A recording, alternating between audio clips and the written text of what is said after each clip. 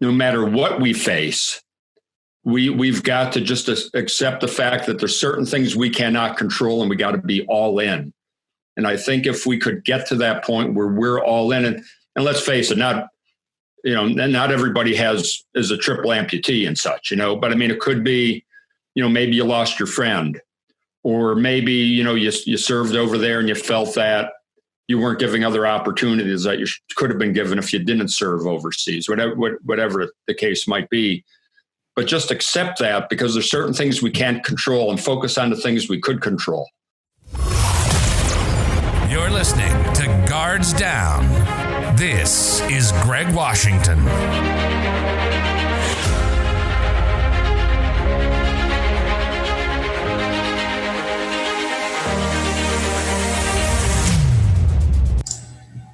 Hey everyone, and welcome to the next episode of Guards Down. I have with me today a very special guest, John Grunsky. Good morning, John. How are you doing? Hey, I'm doing fantastic, Greg. I really appreciate you hosting me today. Look, I appreciate you coming on. For you guys and gals out there that don't know, John is a former military officer, 40 years in, Major General, and it's not this often you get to reach out and talk and touch someone, that's high up. And so, John, I really appreciate you coming on the show this morning. Again, I'm glad to be here. The topic is extremely important, and I'm glad to participate. Indeed. Well, look, let's get started. Go ahead and tell us a little bit about yourself. Okay. Quick synopsis of my career, I guess. I graduated from the University of Scranton ROTC program in 1978, served 4 years on active duty.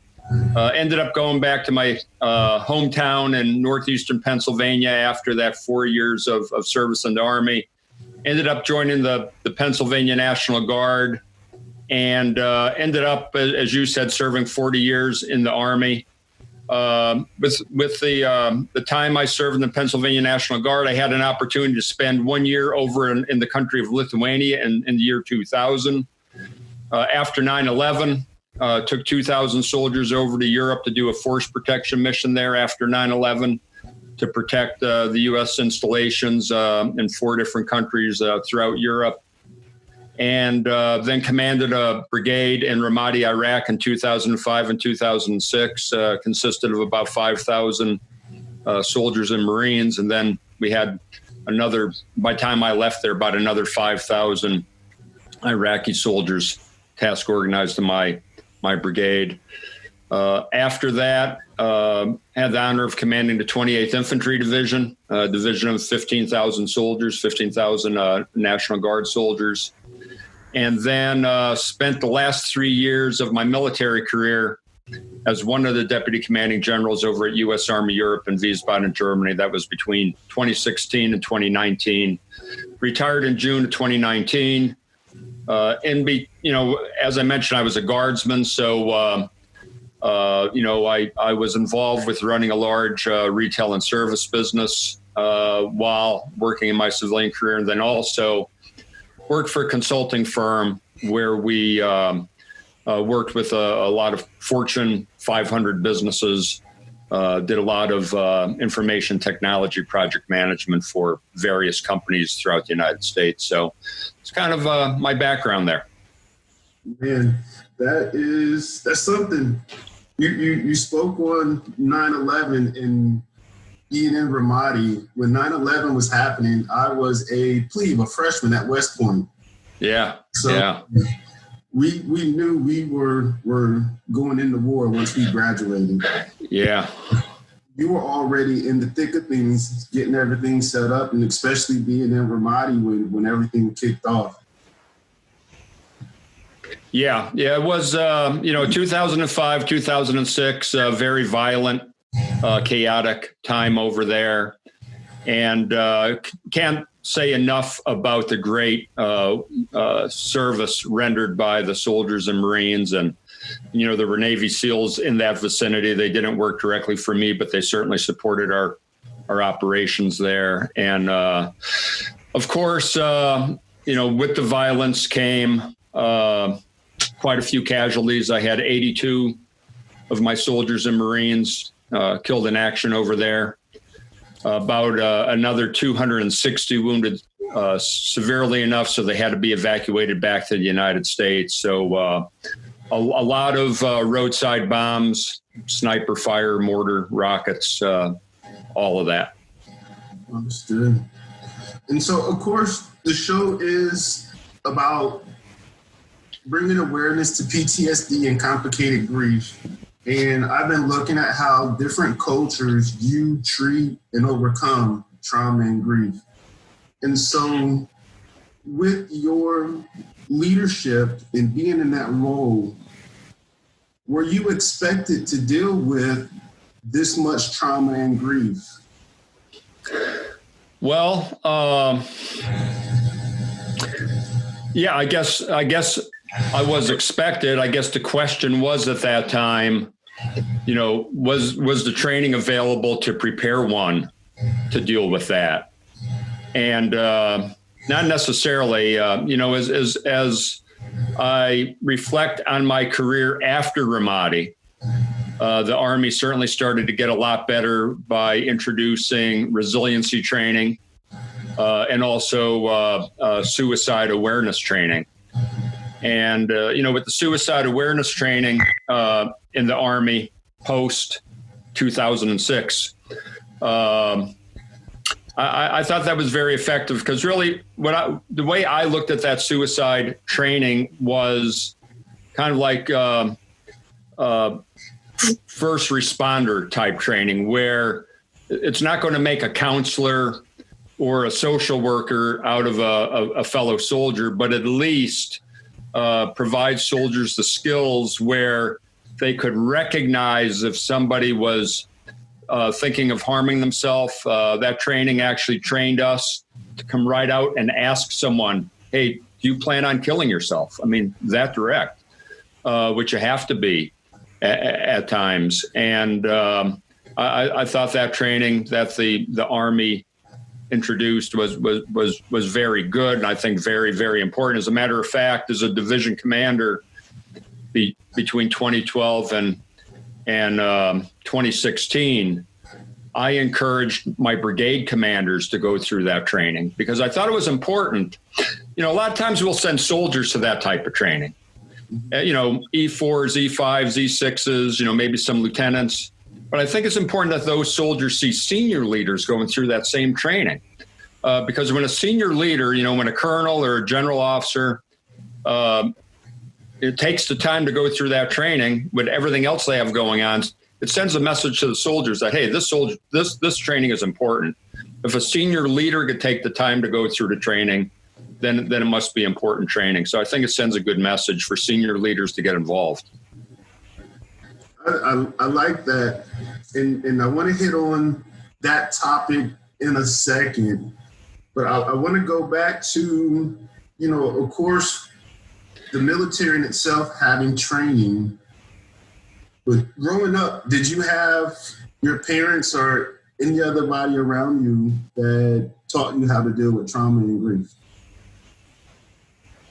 Not so much. My mother died when I was 3 days old. So, I was the youngest of 7 children. So obviously with my mother dying when I was 3 years old, being the youngest of 7 children, my family had to deal with that trauma and grief as young kids. I think my oldest brother at the time was probably, 13, 14 years old when that happened. And so they grew up with that notion of trauma and grief because of that. But I don't really recall having, my dad or teachers or coaches or anybody like that, take the time to really talk much about that. I mean, again, I was, I'm in my 60s, so I was born in the late 50s. So I guess just coming up as a young person, through the late 50s into the 60s, into the 70s, probably wasn't a lot of talk about that at that time. Gotcha. And I got a chance to read, your bio, and you mentioned your dad was a World War II vet. Yeah. And so, first, like, I appreciate your service and your family service to our country. With your father being a veteran, especially early in that age, the military didn't have, PTSD and resiliency training and suicide prevention. Do you feel like that was, could you see, knowing what you know now, could you see the PTSD and the complicated grief in him and understood down why he, Yeah. I mean, I could see him, and also people of his generation who, of course, I knew who were World War II veterans. They just had to figure out their own way and how to deal with that stuff. And I'll tell you, many turned to alcohol. And again, people try to find a way to deal with injuries, with wounds, both visible wounds and invisible wounds. And unfortunately, if the right counseling isn't available, they're going to turn to other things. And some of those things that obviously are high risk and not very healthy. Gotcha.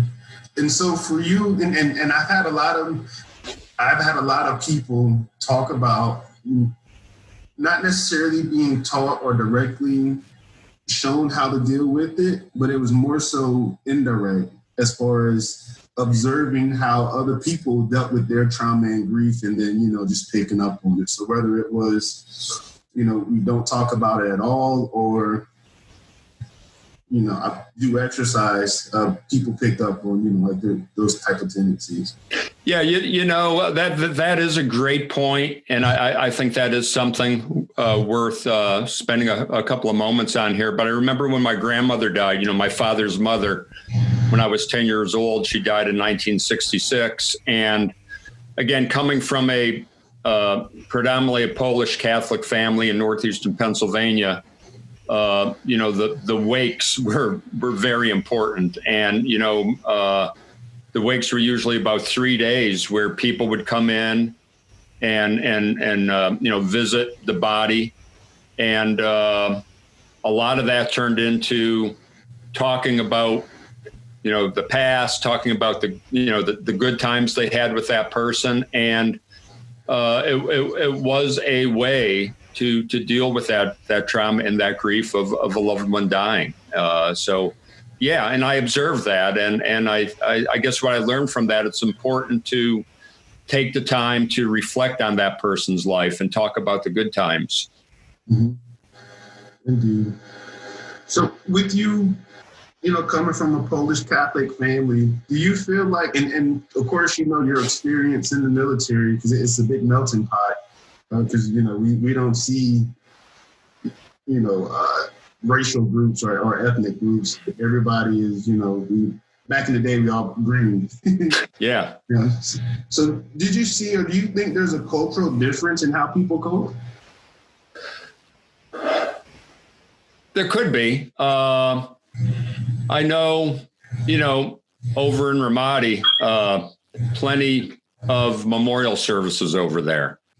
And very similar, though. I mean, people come together and talk about that fallen warrior's life, their buddy's life, and what it meant to them to be friends and buddies with them. So I think the main thing is having an opportunity to come together and grieve as a collective body. And I guess, again, just from my reading of World War II, the Korean War, Vietnam, but especially I think World War II and Korea, many times they didn't have that opportunity to come together in the battle area and grieve. Because obviously, World War II and Korea, so many more casualties. I guess that was one good thing in Iraq when I was there is our soldiers did have an opportunity to come together and grieve at those memorial services, which many of our past generations I don't believe had the opportunity to do. Indeed. I know that when, technology, of course, has changed the way we fight wars. Back in the day, it would take weeks, months to get into theater and then come home. With technology today, we can be at war tomorrow and be home the next day. Yeah. And so I know that plays a really big part in, people's transition. And when you spoke on the casualties from the previous wars, it reminded me of the suicide rate that is going on now. So there have been more veterans to die from suicide between, I want to say it's the year 2008 and 2017, than those soldiers that died in the Vietnam War. Yeah, absolutely. As a matter of fact, I was just reading about a Vietnam vet who committed suicide. And I think now this was a Vietnam vet that committed suicide back in the 90s. And I didn't know this until today, actually. I probably should have known it. But, obviously we have the Vietnam Wall there that many of us have been to multiple times. But there's another memorial near there that actually has the names of Vietnam veterans who have died as a result of being over in Vietnam. And that includes people who committed suicide, just never recovered from those visible and invisible wounds and finally succumbed to suicide. And their names are on a memorial. I think from what I read near the Vietnam Wall, if I read that correctly. I'm not sure if you're aware of that memorial, but I thought it was very interesting that at least somebody is paying attention to the fact that, that they maybe they didn't die in the war zone, but they certainly struggled with life after they came back and eventually took their own life. Well, I didn't know that. So you've given me some homework to go research and do, because I definitely want to hear and learn more. So yeah. Speaking on this topic, I kind of want to get into what have you seen to be some of the healthy and also unhealthy tools and techniques when coping? Yeah, I think one of the number one things to cope, a couple of things. And let me, if I may, let me just tell a story here. Yeah. And I'm not going to use any names, but there was this Vietnam veteran who he was a mechanic and was sent to Germany. And while in Germany, he fought with his first sergeant to get reassigned to a unit going to Vietnam, because he just thought that was his duty to serve in Vietnam rather than serve over in Europe.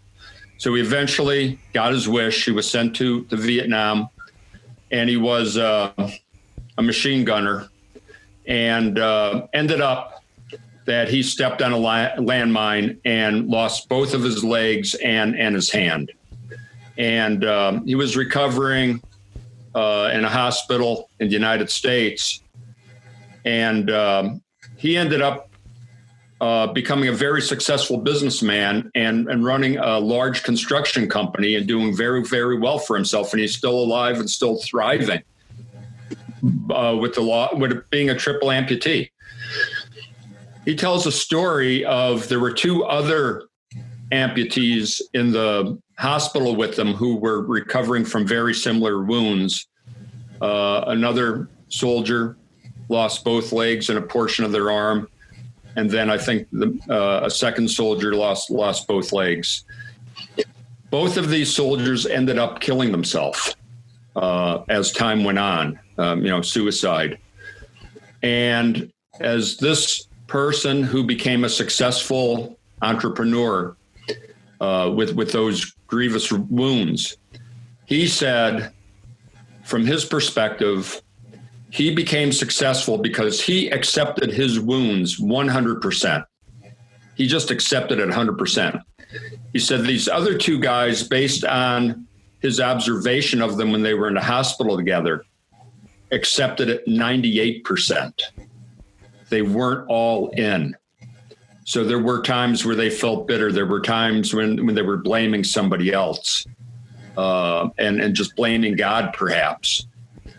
Those two gentlemen ended up taking their own life. So I guess from that story, to me, the moral is no matter what we face, we've got to just accept the fact that there's certain things we cannot control and we got to be all in. And I think if we could get to that point where we're all in, and let's face it, not everybody is a triple amputee and such, but I mean, it could be, maybe you lost your friend, or maybe, you served over there and you felt that you weren't giving other opportunities that you could have been given if you didn't serve overseas, whatever the case might be. But just accept that, because there's certain things we can't control and focus on the things we could control. So I think that's an important coping mechanism. And I'll just pause there if you have any comments or questions on that. No, that was, I like that. To 100% accept your wounds and be all in. Bad shit happens. And there's, like you said, there's no control to it. And you have to be able to accept that this is now what your life is. And once you can accept that, you can move forward. Yeah. And I think that's easier said than done, right? Yeah. But so how does one do that? I think a way is by using other people perhaps as an inspiration. Like this individual I talked about, triple amputee, became a successful entrepreneur, owner of a construction company, doing very, very well for himself. To use a person like that as an example that it could be done. I remember seeing this video several years ago that really inspired me. It was a wounded warrior doing a Tough Mudder. And I believe this individual lost one leg doing a Tough Mudder. He had a triple amputee strapped to his back as he did this Tough Mudder. And then there was one point where he let this triple amputee down, and this triple amputee climbed up this mud hill by themselves. And to me, I mean, that was just so inspiring, so motivational that, these wounded warriors that had these wounds just said, you know what, I got these wounds, but I still got a life, I'm still going to thrive, and to me, that's very inspirational. So I think finding inspirational people that have overcome wounds like that and are still thriving is another way to cope. Okay. So 1, be all in. 2, get inspired. Yep. And I think the third thing is purpose. In the Army, we have a purpose. We know what our purpose is. Our purpose is to defend the Constitution of the United States. And, when we go off to fight, we fight to protect our homeland. We fight to protect our families, our friends, and people we don't even know. It's a pretty great purpose. And then we come back from that, and now we've got to find another purpose, a purpose that is greater than ourselves. So I think that's the third element of coping, is to embrace a purpose that is greater than yourself. And usually that involves helping other people. And when we believe we've got a purpose to help other people, it probably will prevent us from doing high risk activity, or God forbid, taking that step to take our own life, because we know other people are depending on us. Indeed. So there's some unhealthy things so that we can just identify them and, recognize them as a. Yeah. I mean, unhealthy behavior. I mean, drugs, alcohol, not getting into some type of physical fitness regimen, I think is unhealthy. eating the wrong things, hanging out with people that drag us down. Now, I think it's important to relate to people who are suffering that we could try to pull up. But hanging out with unprincipled people or people who don't have the same values as we have could be considered unhealthy. So, or doing very, very risky things in terms of behavior other than things I mentioned. So, those would be some unhealthy behaviors that we have to try to guard against. So, again, easy to say, but how do we do it? It's about finding the right people to hang out with. Hang out with people who are into fitness or who are into also not only physical fitness, but mental fitness, emotional fitness, spiritual fitness. Hang out with people like that. Hang out with people who like to eat healthy. Hang out with people who like to help others become more fulfilled. So it's really, finding the right type of people to hang out with. So that way we pick up on some of their good habits. Yeah. So you mentioned getting into a healthy exercise regimen, as a way, or not getting into one. And so that brings me to one of the ventures that you took earlier in life. And so I want you to talk about your ride and your book. Yeah. In 1983, after I left active duty, I left active duty on the west coast of Fort Lewis, Washington, decided to move back to northeastern Pennsylvania. And I was married a little less than 3 years. We had a 15-month-old son. My wife, Bertie, and I had a 15-month-old son, Stephen.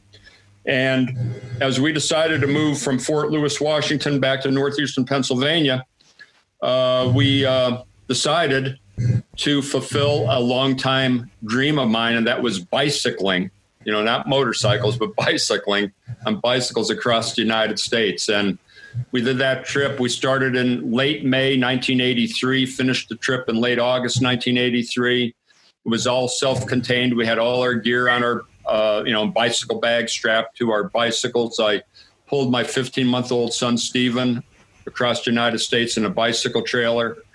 With the circuitous route we took, we traveled over 4,000 miles and spent about 3 months on the road, living out of a two-man backpacking tent, 2 sleeping bags. And when I left the Army in June 2019, I was talking to my younger son, Timothy, about this trip. We were sitting around a fire pit, and he was asking me questions about the trip. He wasn't even born at the time when I made this trip with my wife and his brother, Stephen.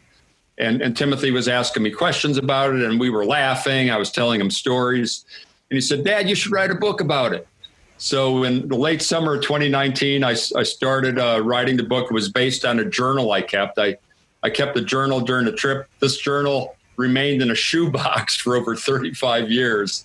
So I broke out the journal, and I wrote this book, and I had it published in February of 2020. The name of the book is The Ride of Our Lives, Lessons on Life, Leadership, and Love. It's filled with leadership and life lessons in it, obviously. And it's just a book filled with all kinds of inspirational stories about the trip we made, about the people we met. And a lot of people have been getting back with me and telling me they enjoyed the book. They enjoyed the lessons that are in the book. Man, that is amazing. So 4,000 miles, a 15-month-old, and you ride on bicycles with your tents and everything. And of course, back in the day, cell phones and internet and all that stuff wasn't popular. 1983, there was no internet. There were no cell phones, no GPS, at least not readily available just for normal people to use. No Google, So yeah, it was, the closest thing we had to technology was a payphone along the side of the road, So it was a different world in 1983. Indeed.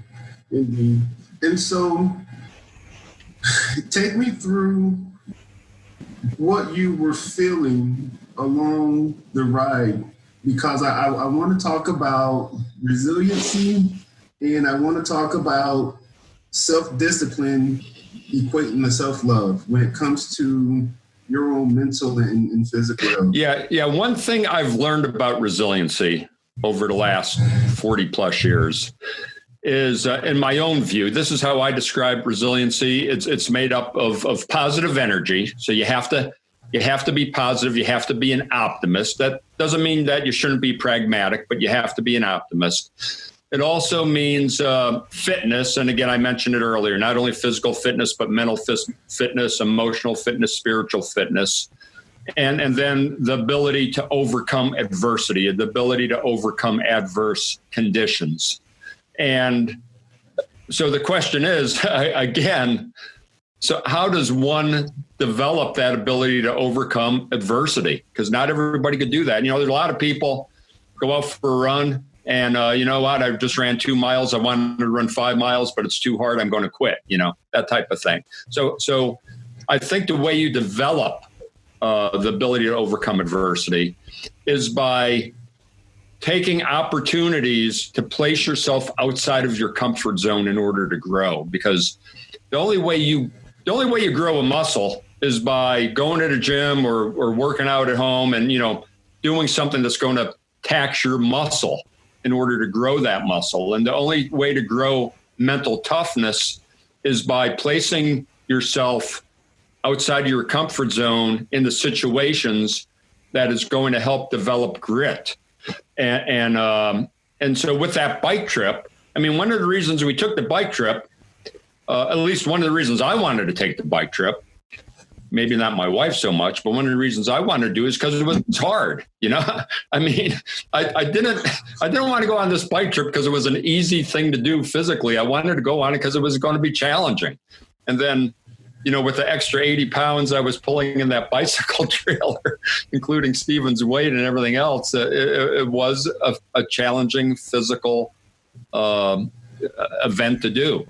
So, I know a little bit later we're going to talk about this ruck march I told you about, before we went on the air here. But I just believe personally that one has to find ways to place themselves out of their comfort zone in order to develop that mental toughness so you could deal with adverse conditions that are at some point in your life are going to come your way. Yeah. And I completely 100% agree with that. You have been the first person to talk about grit when it comes to, building yourself up. And so I like how you say you got to get yourself out of your comfort zone in order to build that resiliency, in order to build muscle, and in order to build grit. And so I completely 100% agree. And that kind of answered what my next question was going to be. How can one help themselves when dealing with PTSD and complicated grief? And so, you just hit that part or portion of it, which is a big thing, is to build up grit. What about people around?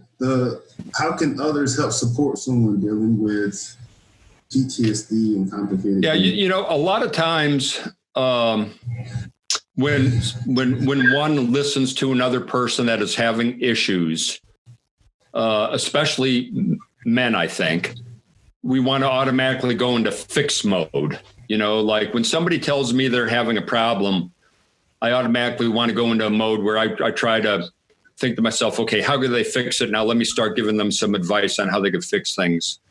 I think a lot of people just want somebody to listen.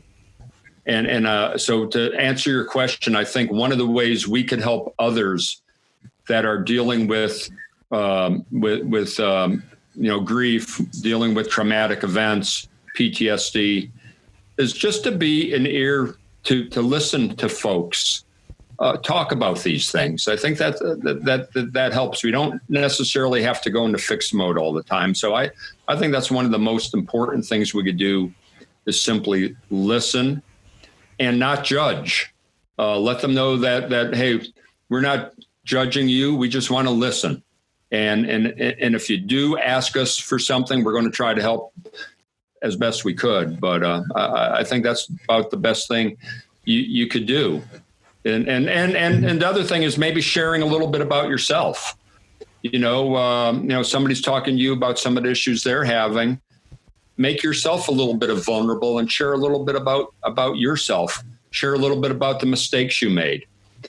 Share a little bit about the grief that you have gone through in the past.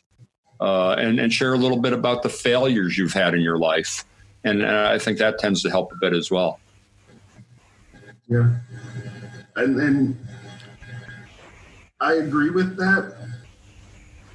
I guess my question, or tell me, how can we apply this to the military now, to the senior leaders that you were speaking about earlier, taking that initiative? Because a lot of the enlisted and younger officers, with the old school view of, not showing any weaknesses or fear of it being a career stopper or, will stop your progression. How can senior leaders help support their units when dealing with PTSD and complicated things? Yeah, I think we have to allow ourselves as senior leaders to be vulnerable to soldiers one-on-one and the soldiers in groups as we talk to them. So I think we have to take the time to talk about these things.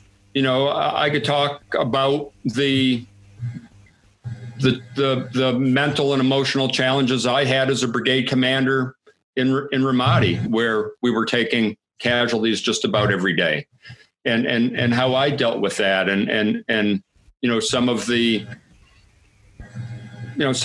emotional challenges I had when it came to that. So I think leaders really have to be transparent. I think that's the best we could do. Let people know it's okay to have those type of emotions, but we need to talk about them. And we can't keep them bottled up inside, because that's really one of the worst things we could do. When you keep toxicity bottled up inside, it starts to turn into some type of a cancer in your body and in your mind. And the best thing we could do is allow people to feel safe to be able to talk about those things without judging them and without hurting their career, because people still want to serve, and you're right. A lot of people don't want to talk about these things because they're afraid it might be a career ender of some sort. But I do think the Army has gotten better with that in terms of letting people know, hey, it's okay to go seek mental health counseling, and nobody is going to hold that against you. Gotcha.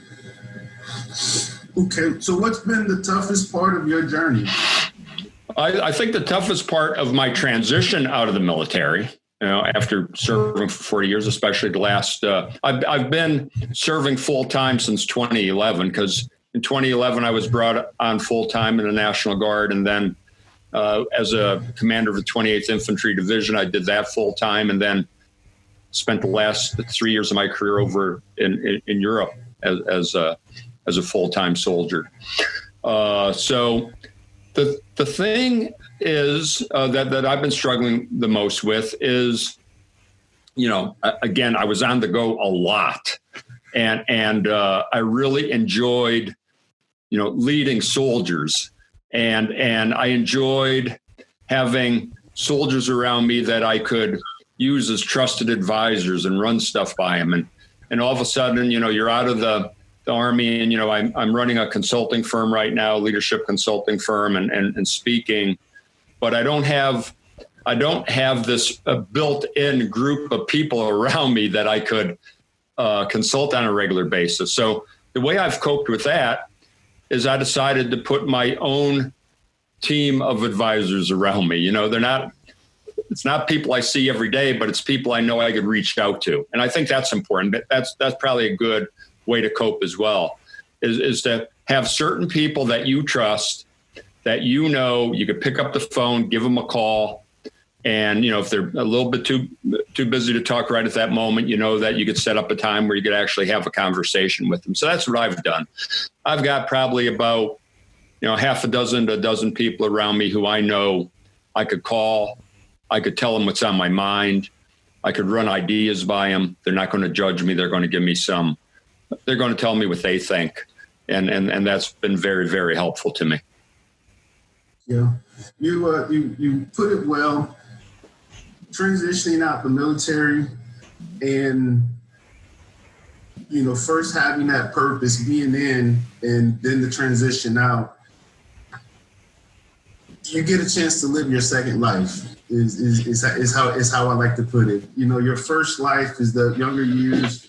Most everyone joins the military early, and you can get 20 years in before you're 40, and you still got time to live your second life. Yeah. And so I would agree with you as well that the transition is probably the hardest part, because you have to now find your purpose all over again. And because it's not military driven, and just like education, you can go be and do whatever you want, it makes you wonder what to be, what is going to be your purpose. Yeah.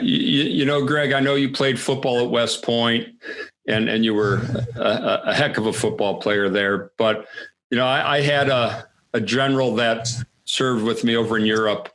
And he said, transitioning out of the military is kind of like going into the locker room at halftime.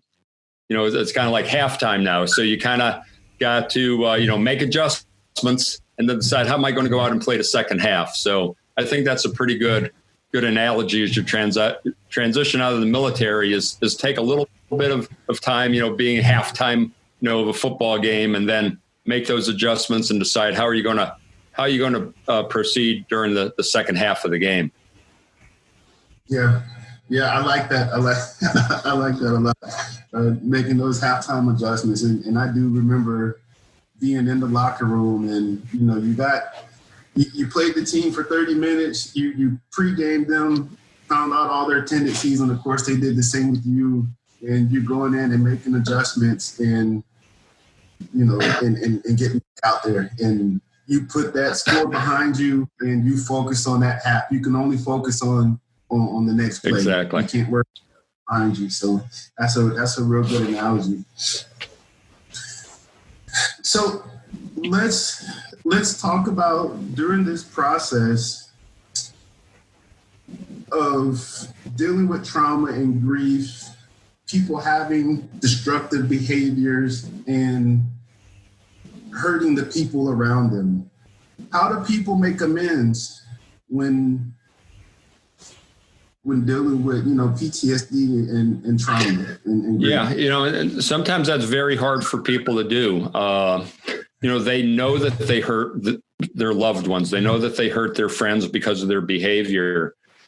And some people want to avoid actually having that conversation where they're actually apologizing. But I think, if you look at programs like Alcoholics Anonymous and other programs like that, one of the first steps is you've got to first admit that you've got a problem. And the second thing is you have to make amends with other people. So I think it's very, very important to make those amends by at least telling people you're sorry for the way you behaved. But some people just try to avoid that. And I think those are the people that probably struggle with really getting a full recovery, because there are certain proven steps one has to do, even though they're hard. And you gotta do your best to own up and to apologize but I'll admit it is tough for certain people to do that. Yeah,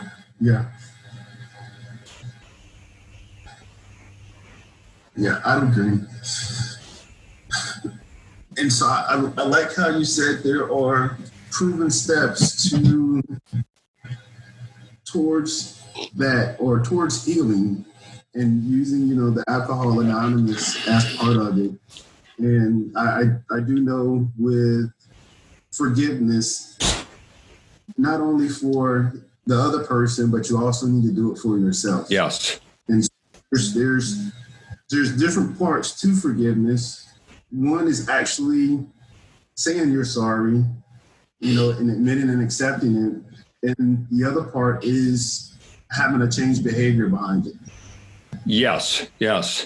And I think you brought up an important point there. It's not only saying you're sorry to other people and seeking their forgiveness, but it's being able to forgive yourself. I think you said something really important there. That you've just got to accept the fact that, you know what, I screwed up, I made mistakes, and I've got to forgive myself and now change my behavior and move on in a more productive way. And some people don't want to forgive themselves. And I think that's why it's important that we let people know that, hey, I've made plenty of mistakes. Me personally, John Gronsky, I made plenty of mistakes that I failed at many things I've tried. I think some people look at someone in a leadership position and think, wow, that guy probably never failed at anything. They probably never made any mistakes because they wouldn't have got to the level they're at if they had failed or made mistakes. But nothing could be farther from the truth. Everyone, no matter what position they're in, has made mistakes, and you've got to be willing to forgive yourself for the mistakes that you make. Good deal. And so that leads into this part of being a leader and seeking or having, professional help. What's your thoughts on that? As you mean recommending to people to seek professional help? I'm not. Yes, yeah. Sir. I mean, I think as leaders, we have to let people know, hey, it's okay. I mean, it's there's wounds, there's visible wounds, there's invisible wounds. If you have a visible wound, you're expected to go to a doctor and get that visible wound taken care of, whether it be broken leg, broken arm, whatever the case. And as leaders, we have to understand and let other people know that there's also something called invisible wounds. And when you have an invisible wound, you've also got to go and get that taken care of, because it's only going to get worse. If you break your arm and don't get it taken care of, or if you tweak your shoulder and you don't go and see a doctor and get physical therapy done, you're going to have some long-term problems with that shoulder. And the same with an invisible wound or trauma or grief. You've got to, as a leader, we've got to let people know it's okay to seek professional help, so you don't have long-term negative effects because you never have that taken care of. Yeah. So with that being said, right, when you have a physical wound, you go and seek help immediately. Does a person need to wait till they're in their darkest hour to seek help immediately? The sooner you seek out that help, I believe the easier it is to recover. The longer you wait, as I said, that mental trauma, that emotional trauma creates toxicity inside of your body and inside of your head. And, and that's the other thing. There's not only mental issues that occur, but there's also physical issues that occur if you don't take care of some of these emotional and mental needs. So the sooner you get it treated, certainly the better off you're going to be. Because if you don't seek professional help, you're going to have to find other ways to cope. And some of those ways that you're going to look to cope probably aren't going to be the healthiest ways. And what I'm talking about is drugs, alcohol, other high-risk behavior. So one way or another, you're going to try to cope. It's best to cope with professional help. Yeah, I agree. Okay, well, we're getting ready to wrap up. What advice would you give your younger selves? I would, as a younger self, the advice I would give is you never know what direction life is going to take you in. So you want to try to keep your options open. And by how do you keep options open? You keep options open by, as a younger person, seeking different experiences. So when I say younger person, I'm talking about somebody in high school or college, so seek different experiences when you're young, and extracurricular activities. Don't shy away from those things. Seek part-time jobs, because you're going to be able to learn new skills and you're going to be able to develop a network. And then in school, take a variety of subjects, because you may have a certain career path in mind as a young person. But again, I just know from experience, life is going to take different turns, and you're going to want to be able to have enough educational background and life experience background where you could kind of deviate on the path you thought you were going to be taking. Got you. And that's good. So let's talk about some of the efforts that you're working on. So the Veterans Outreach of Pennsylvania and the Road March. Yeah. One of the things I'm working with a group now called VOPA, VOPA, Veterans Outreach of Pennsylvania. They're still at a very entry stage of that organization's life cycle, but what their goal is to build a tiny or a village of tiny homes for homeless veterans in central Pennsylvania. And what the vision is about 19 of these tiny homes, which would have, a place to sleep and a kitchenette area, and then a large multi-purpose building in the middle of that 19 home community where veterans could go in and take showers, could eat chow, and also get counseling, mental health counseling, job counseling on how to put a resume together, counseling on how to interact, because, a lot of these people have been homeless for a while. So I think that's a very worthwhile project. I'm hoping we start to really see some serious movement on that soon. And then the other thing is I've been involved for the last 8 years with a 28-mile ruck march at Fort Indiantown Gap, Pennsylvania, which is a National Guard training area near Harrisburg, Pennsylvania. And it's a 28-mile ruck march, very similar to the Bataan Memorial Death March that's held in White Sands, New Mexico. And people do this 28-mile ruck march with a 35-pound pack in honor of a fallen warrior. And to do something like that in honor of a fallen warrior helps us to keep that fallen warrior's spirit alive here. So I think it's a very, very moving tribute to those warriors who made the ultimate sacrifice. And we usually get about 1,000 people at the event every year. This year it's scheduled for September 26th, 2020. It hasn't been canceled yet because of the COVID. I'm hoping that if we could do a virtual event, if it has to be canceled because of the COVID crisis, but hopefully it'll be a go, and we'll actually do it on site there. I've done it all of the past 8 years. I haven't missed a year. The last 3 years when I was over in Europe, I did virtual events over there. I did one event in Kosovo and 2 other events in Germany. And again, it's a very, very fitting event to pay tribute to our fallen warriors. Indeed. How can we reach you? Yeah, I'm pretty active on social media, on LinkedIn, on Instagram, Twitter, and Facebook. And I have a website, johngronsky.com. So if you go to my website, you'll also see links to those various social media platforms. And my email is john@johngronsky.com. So it's pretty easy. And always willing, if anybody just has any questions or anything like that, always willing to try to help anybody who contacts me. Indeed. Well, look, John, I appreciate you coming on today and sharing and talking and just opening up. I personally definitely got a lot of things to put in my toolkit from today, so I appreciate that.